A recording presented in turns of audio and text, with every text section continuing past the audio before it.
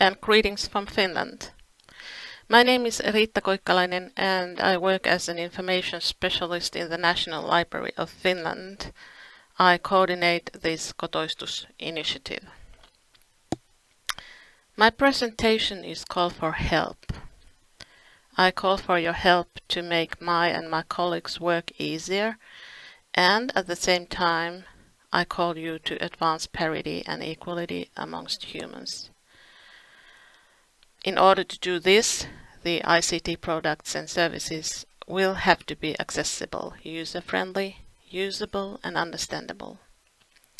And in order to make this happen, the designers and software engineers will have to take care of accessibility throughout in their work, from the very beginning until the very end and beyond. Tall order. Tall order, especially when we think accessibility and the web. A human easily loses one's way there. Such jungles frustrate also professionals, let alone so-called normal people.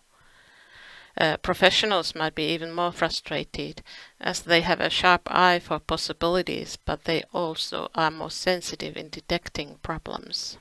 Or then both groups are just lazy and don't mind even when they should.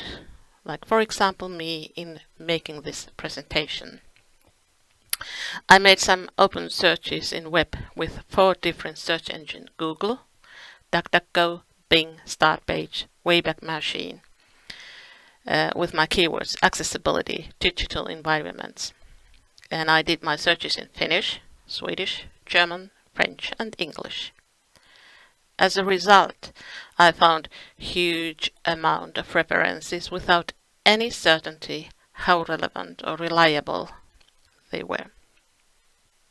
I had planned I would take 15 hits, other than ads, from each search engine and see how many were the same, but instead I got exhausted and I did not get any further there.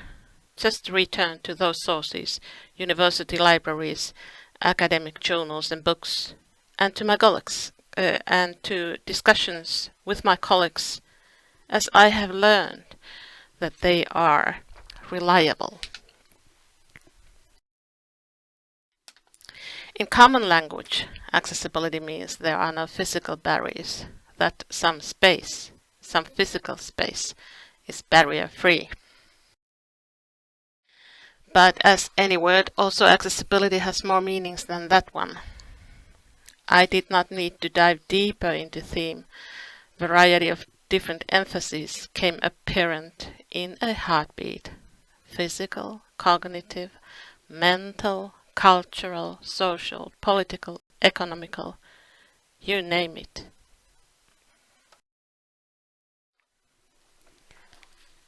This diversity of different understandings on accessibility reflects the variety of real life and real world, obviously, and of course.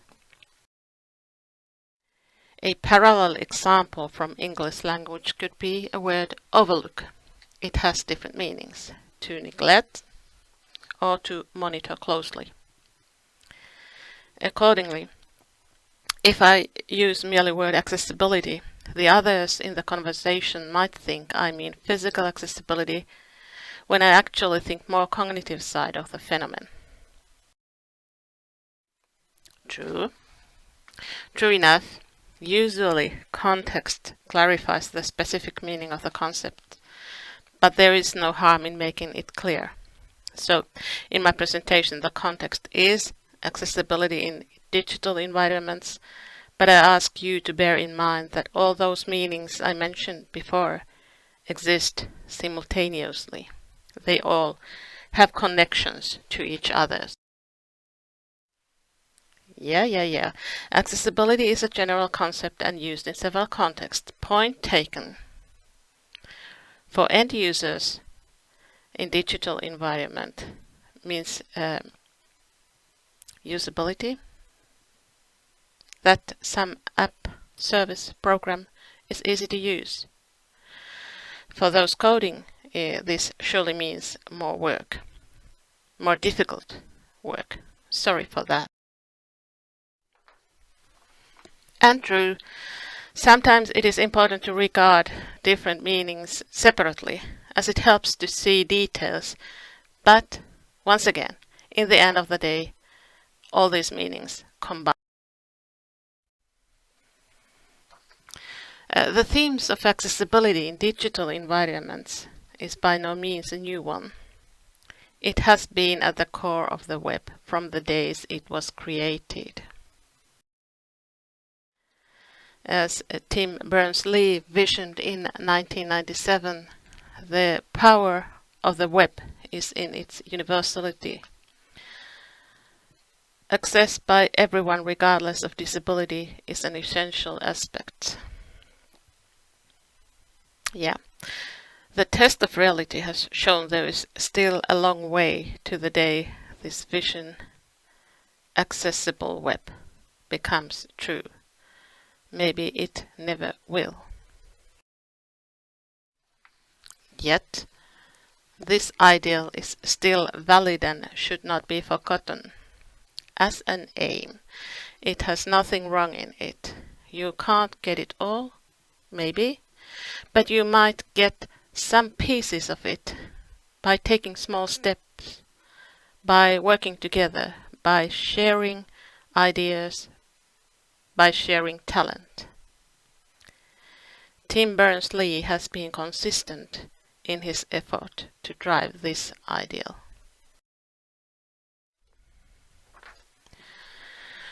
In Finland and other European countries, the latest round of this kind of discussions on accessibility in digital environments, was in the beginning of 21st century.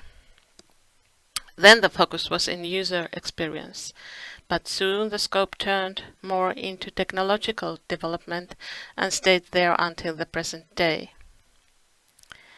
This newest round of these discussions in European countries is due mainly to European Union and its incentives given 2016 and 2019. But at least we working in between the technologies and users hope that this time both sides, technological and user experience, will be remembered, since there is a huge need for technical solutions that enable accessibility in digital world.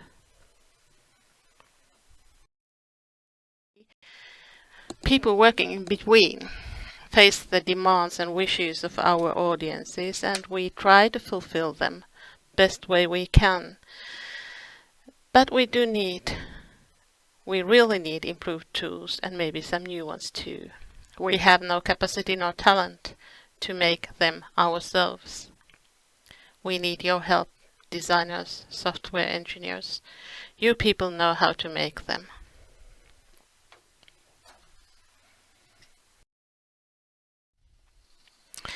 The aim of these directives originally has been to guarantee similar user experience on the web for each group. For example, people with visual challenges. As a bonus, all users benefit. The ideas of the directives, when brought into practice, is the usage of ICT, including electronic equipment for each user. In the title, I mentioned the search for best practices. Yeah, we must all make better, that is, accessible ICT services and products. The goal is mutual and we are in this together, and solutions can be found only together.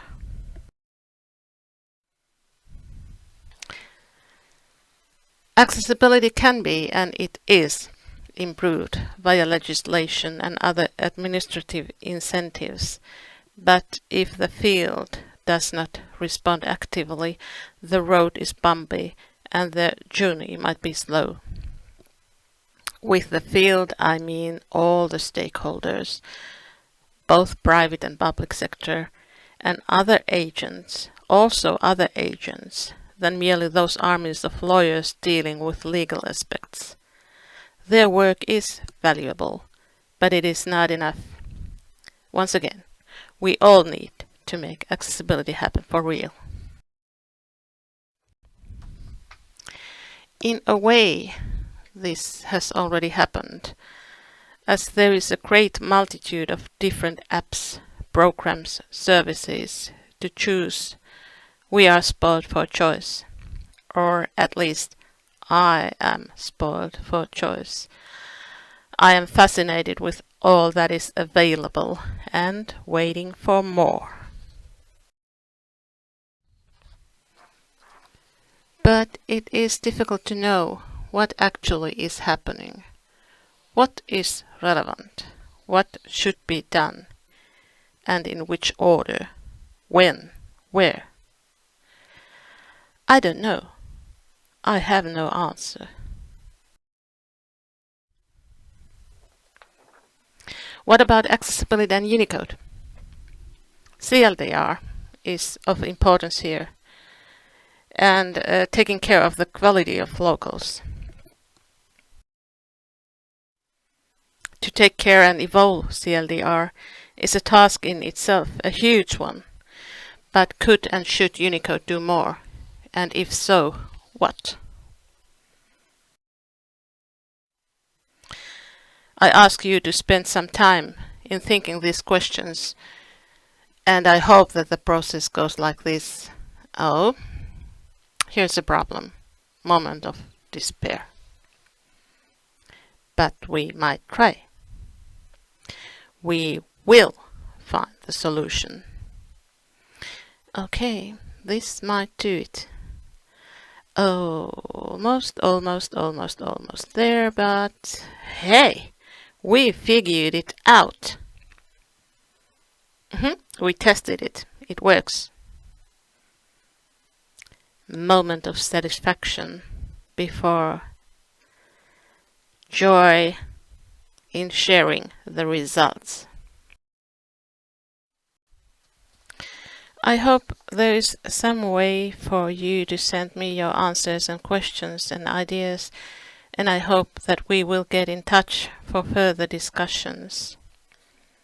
This presentation was born in discussions with my co-workers Mia Kirsi, Reeta Kuuskoski and Emma Pietarila. The source of emoji in this presentation is Emojipedia. Postscriptum. Really, the theme of accessibility is not a new one. Please take some time and enjoy the video originally presented in the show Øystein og jeg on Norwegian Broadcasting from the year 2001. Thank you for your attention. I hope someday we will meet in life. Stay safe.